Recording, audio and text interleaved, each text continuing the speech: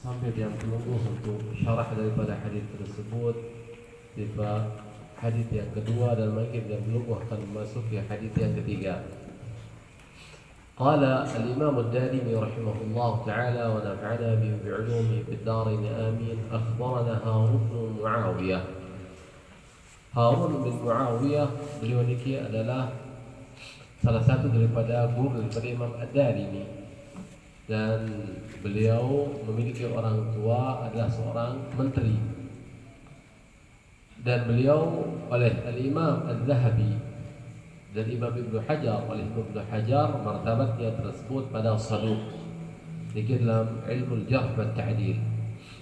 An Ibrahim bin Sulaiman al-Mu'addib, dan ini kita para hadis mu'an'an. Berarti setiap arahan oleh dalam hadis tersebut berarti contohnya an Ibrahim. Ini kita para hadis mu'an'an. Mu'an'an an Sa'id an Kharam wa mubhamun فيه راوي لم يسمع. عن الأعمش diriwayatkan dari Imam Al-A'mash. Saya Imam Al-A'mash Ustaz Sulaiman bin Mihran. Al-A'mash namanya Sulaiman bin Mihran. Al-A'mash adalah merupakan laqab beliau. Nama beliau Sulaiman bin Mihran. An Mujahid, yaitu dari Mujahid. Mujahid termasuk daripada Syekhul Qurra wal Mufassirin, yaitu Mujahid bin Jabr. Mujahid bin Jabr, nama bapaknya adalah Jabr. Qala haddatsani maulaya. Beliau Imam Mujahid mengatakan, menceritakan kepada saya tuan saya. Maulaya, saya rantuan nikah As-Sa'ib bin Abi Sa'ib. Maulaya nikah adalah As-Sa'ib bin Abi Sa'ib. As-Sa'ib bin Abi Sa'ib. Haddathini maulaya. Maulaya adalah As-Sa'ib bin Abi As-Sa'ib. أن أهله بعثوا معه بقدح فيه زبد ولبن إلى آلهتهم. أن أهله, bahwasanya keluarga daripada As-Sa'ib bin Abi Sa'ib. أن أهله أي أهل مولاي, yaitu As-Sa'ib bin Abi Sa'ib. Keluarga dari Sa'ib bin Abi Sa'ib ini ba'athu ma'ahu biqadhin. Beliau dikirim membawa qadhin, bersamanya qadhin yaitu mangkok, fihi zubdun wa labanun, di dalam mangkok tersebut terdapat mentega dan juga terdapat susu. Ila alihatihim, yaitu kepada tuhan-tuhan mereka. Karena ini masih pembahasan yang pelungguh berkaitan dengan keadaan kaum jahiliyah sebelum dibangkitkan Nabi Muhammad sallallahu alaihi wasallam. Berarti As-Sa'ib bin Abi Sa'ib ini kita utus keluarga nikah untuk membawa mangkok yang berisi mentega dan susu supaya diserahkan kepada tuhan-tuhan sesembahan mereka, itu patung-patungnya. Qala famana'ani an akula zubda limakhafatiha. Kemudian mencegah diri saya untuk memakan mentega tersebut karena rasa takut kepada Tuhan tersebut. Jarin sebenarnya melen ya keluar dari kisah Sa'ib bin Sa'ib. Lalu takut keluar dari karena ini adalah diperuntukkan untuk Tuhan-Tuhannya, nembani, karena untuk patung. Qala, kemudian beliau berkata, faja'a kalbun fa'akala az-zubda. Dia mesabun kolo ini ke oleh Tuhan-Tuhan sembahan tersebut. Silong-silong datang acong tersebut akan mentega ni ke. Wa syariban laban, demen mati kamu langsung minum susu si acong ni ke. Thumma bala ala sanam, setelah nikah demen selesai akan mentega si acong mempunyai mentega ni ke, kemudian mempendek patung tersebut si acong. Dalam artian marah nikah ternyata mental acong lebih kuat daripada As-Sa'ib pada masanya tersebut. Ini doang jadi manusia yang bani yang boleh akal, kalah si acong hanya boleh akal, takut akan mentega lantaran para Tuhan marah nikah si acong tu ada patung tegakan mentega nanti enam air susu namun tepena. Wahwa isafun wa na'ilah, dan sonam tersebutlah isaf dan na'ilah. Yaran sonam ni ada sonam isaf dan na'ilah. Menurut riwayat isaf dan na'ilah ni adalah mereka berdua ni isaf laki-laki, na'ilah ni perempuan. Isa punya mama dan ilah ni perempuan. Niki aran patung. Lain cerita marak niki pada zaman dahulu, marak niki menurut suatu riwayat bahawa Isa bin Nailah niki adalah dua orang pemuda dan pemudi dari Jurhum. Dari Bani Jurhum yang pada perayaan marak niki saling mencintai. Mereka berdua tersebut saling mencintai pada perayaan. Suatu saat Ampun melakukan perbuatan hubungan badan maranika di dalam Ka'bah, dalam Ka'bah tu pada bersetubuh haji beraya. Maka pada saat tersebut Allah Subhanahu wa taala merubah mereka berdua menjadi batu. Jarin batu isap kanjana Nailah tersebut. Dan sampun berubah jadi batu maranika, kemudian isap dengan jahiliyah maranika. Pada zaman jahiliyah layak hati nikah terkolon oleh menurut satu riwayat terkolon oleh Safa, kemudian Nailah terkolon oleh Marwah dengan tujuan Nabi, dengan tujuan supaya dijadikan sebagai pelajaran. Ada yang dengar melakukan sa'i tersebut dengan pada seriuk isap kanjeng Nailah, patung isap kanjeng Nailah yang sudah berubah menjadi batu maraniki, itu akan membuat mereka takut melakukan perbuatan maksiat, terutama dalam Ka'bah pada awal maraniki. Ngone amun tersembah karingan terus isap kanjana Nailah tersebut. Dan niki menurut satu riwayat. Karena menurut sebagian riwayat maraniki, cerita tentang isap kanjana Nailah marak baru niki adalah cerita buatan-buatan daripada kabilah-kabilah yang lain. Merupakan cerita lantaran isap kanjeng Nailah niki yang mengagungkan mereka berdua adalah Bani Quraisy, yaitu Quraisy. Adapun kabilah-kabilah salaina dengan agungan isap kanjeng Nailah. Nah, untuk merusak reputasi daripada isap dan Nailah tersebut, patung yang disembah oleh Quraisy, maka dibuatkan oleh kabilah salain tentang cerita bahawa isap kanjeng Nailah asal berzina oleh dalam Ka'bah. Menurut satu riwayat bahawa Isab dan Nailah tersebut memang patung yang dibawa dari negeri Syam kemudian disembah di Mekah. Ini sekilas kisah tentang Isab dan Nailah. Oleh malam berdua bijan ini darah Isab dan Nailah maksudnya. ثم قال رحمه الله تعالى قال هارون ini adalah Harun bin Muawiyah. Harun bin Muawiyah, guru daripada Imam Ad-Darimi. Kana ar-rajulu fil jahiliyah idza safara. Dulu seseorang pada zaman jahiliyah apabila mereka musafir, hamala ma'ahu arba'at ahjar.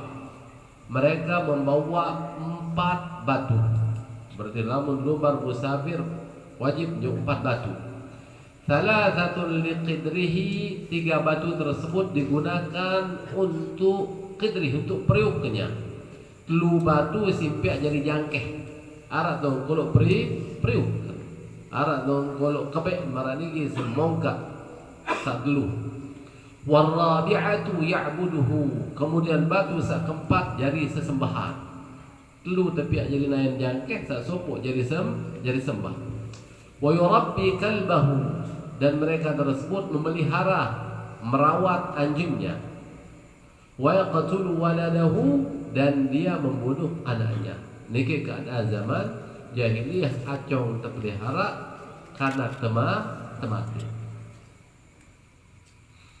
Wa bihi qala haddatsana Mujahid bin Musa qala haddatsana Rayhan wa ibn Sa'id as-Sami qala haddatsana Abbad wa ibn Mansur an Abi Raja, itu dari Abi Raja Imran bin Milhan. Abi Raja adalah Imran bin Milhan At-Tamimi.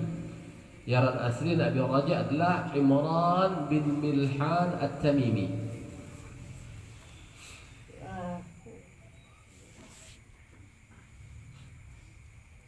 Qala kunna fil jahiliyah.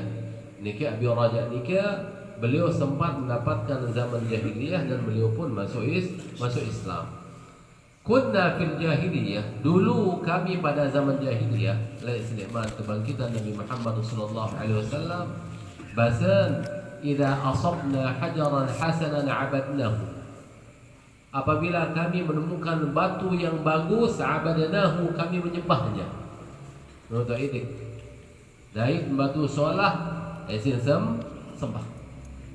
Wa illam nusib hajaran jama'na kuthbatan min ramlin.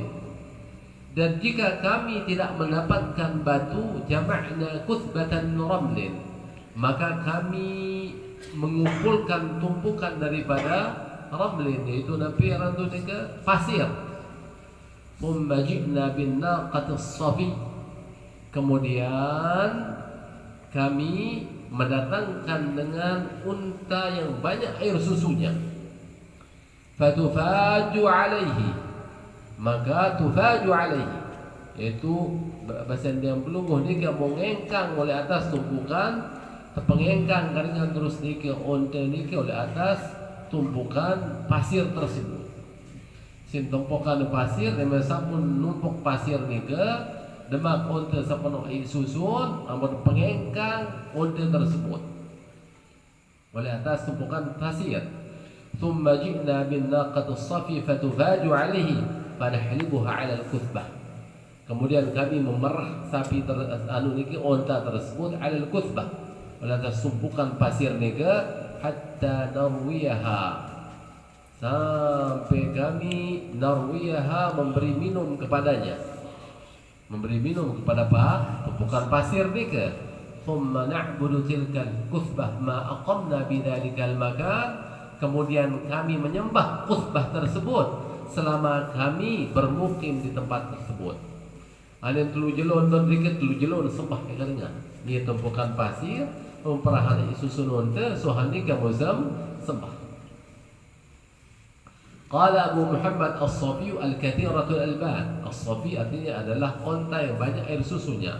Fatufaju yani an-naqata idza farajat baina rijlaiha lil halbi. Itu apabila membuka oleh naqah tersebut, unta tersebut di antara kedua kakinya lil halbi untuk diperah. Wal fajju at-tariqul wasi' wa jam'uhu fijaj. Thumma qala babu sifatin nabiy sallallahu alaihi wa alihi wasallam fil kutubi qabla ma ba'di. Kemudian beliau makin menyebut tentang sifat Rasulullah sallallahu alaihi wasallam yang disebutkan di kitab-kitab sebelumnya, seperti Taurat, Injil misalnya, sebelum dibangkitkan Rasulullah sallallahu alaihi wasallam. وبه قال أخبرنا الحسن بن الربيع قال حدثنا أبو الأحواص. أبو الأحواص adalah سلام بن سليم الحنفي. أبو الأحواص adalah سلام بن أبي سليم الحنفي بن سليم الحنفي. Ada Al-A'mash, sayaran Al-A'mash Sulaiman bin Mihran. Ingat Abu Al-Ahwas adalah Salam bin Sulaim Al-Hanafi. An Abi Salih, dari Abi Salih, sayaran Abi Salih Dakwan bin Abdullah As-Samman. Abu Salih Riki adalah Dakwan bin Abdullah As-Samman. Yaran asli Dakwan bin Abdullah As-Samman. Qala Ka'b, berkata Ka'ab bin Mani' al-Ahbar, itu Ka'ab bin Mani' al-Himyari al-Yamani. Ka'ab tersebut adalah beliau orang Yaman, al-Himyari. Beliau sebelumnya adalah Ahlul Kitab, kalau tidak salah sebelumnya beliau Nasrani. Najidu maktuban, bahasan Ka'ab bin Al-Ahbar, kami menemukan tertulis. Wallahu a'lam, apakah maksud beliau tersebut ni adalah pada Taurat ataukah pada Injil, salah satu antara mereka.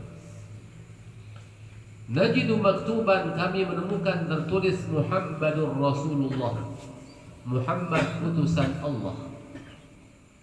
La fadlun wa la ghalidun. Nabi makna fadlun ay sayyi'ul khuluq. As-sayyi'ul khuluq, yaitu tidak buruk akhlaknya. Wala ghalidun, dan tidak juga Muhammad sallallahu alaihi wasallam tersebut ghalidun. Ghalidun tersebut kasar. Jadi Nabi Muhammad sallallahu alaihi wasallam nenten dia lengi akhlak, nenten dia kasar. La sakhabun bil aswaq, tidak berteriak di pasar-pasar dan dia kira nyurak-nyurak. La wala yajzi bisayyi'ati as-sayyi'ata. Muhammad tersebut tidak membalas keburukan dengan keburukan. Ini kan disebutkan dalam kitab Taurat atau Injil maraknika mengenai Nabi Muhammad sallallahu alaihi wasallam sudah jelas maraknika. Walakin ya'fu wa yaghfir, akan tetapi Muhammad sallallahu alaihi wasallam tersebut dia adalah pemaaf. Wa ummatuhu al-hammadun, dan umatnya tersebut al-hammadun, yaitu sering memuji Allah Subhanahu wa taala. Sering memuji Allah Subhanahu wa taala umat Nabi Muhammad sallallahu alaihi wasallam. Sebagian ulama maknanya bahawa karena umat Nabi Muhammad sallallahu alaihi wasallam mereka melakukan salat 5 waktu, yaitu 17 rakaat hari semalam yang wajib, yang dimana dalam salat tersebut diawali dengan setelah bismillah adalah alhamdulillah rabbil alamin. Berarti umat Nabi Muhammad sallallahu alaihi wasallam adalah mereka sering tahmid, memuji Allah Subhanahu wa taala. Yukabbiruna Allah ala kulli najdin, mereka bertakbir, yaitu mengumandangkan takbir ala kulli najdin, itu pada setiap dataran yang tinggi. Wa yuhmadunahu fi kulli manzilatin, dan memuji Allah Subhanahu wa taala pada setiap manzilah. Yata'azzamuna ala ansafihim, mereka umat Nabi Muhammad sallallahu alaihi wasallam nika yata'azzamuna ala ansafihim, mereka tersebut nika menggunakan izar, menggunakan sarung ala ansafihim, yaitu di atas pertengahan sak, pertengahan betis. Berarti cara berkering umat Nabi Muhammad sallallahu alaihi wasallam di atas mata kaki, berarti di pertengahan betis. Yatawadda'una ala, niki sebagai bahasa kinayah maksud nika. Maksud karena dengan bahasa sebagian ulama, maksud dengan berkering atas betis tersebut berarti menunjukkan bahawa jangan fokus begawean, fokus beramal. Berbeda lamun jangan ngeros biasanya kezan santai. Lalu lamun atas betis tekan kibukan doedek atasan do keringan, berarti menunjukkan mereka tersebut sangat sibuk. Itu sibuk ibadah kepada Allah Subhanahu wa taala. Yatawadda'una ala atrafihim, mereka berwudu ala atrafihim, di atas anggota tubuh mereka, itu kaki, tangan, maradika. Munadihim yunadi fi jawis sama, itu orang yang menyeru mereka tersebut menyeru fi jawis sama. Maksud niki adalah menyeru fi jawis sama tersebut adalah muadzin, bahwa banyak didengar azan pada umat Nabi Muhammad sallallahu alaihi wasallam. Saffuhum fil qitali wa saffuhum fis salati sawa'un, barisan mereka pada saat berperang dan barisan mereka di dalam salat tersebut adalah sama.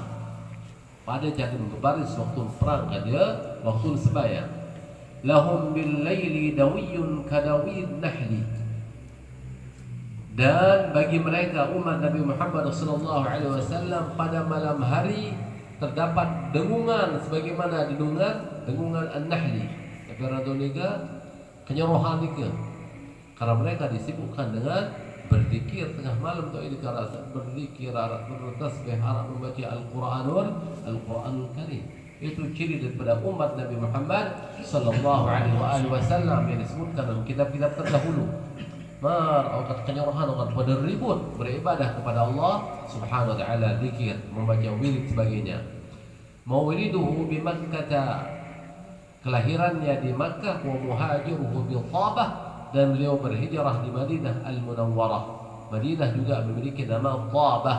Wa mulkuhu bisyam, dan kerajaannya Nabi Muhammad sallallahu alaihi wasallam bisyam, yaitu di negeri Syam.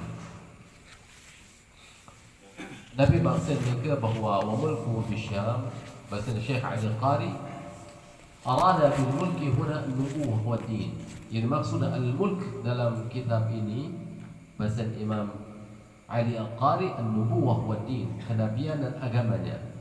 Fa inna dzalika yakunu bisyam aghlab wa illa fa inna mulkahu jami'ul afaq liqaulihi sallallahu alaihi wasallam sayablughu mulku ummati ma zuyali minha qila ma'nahu al-jihad wal ghazw.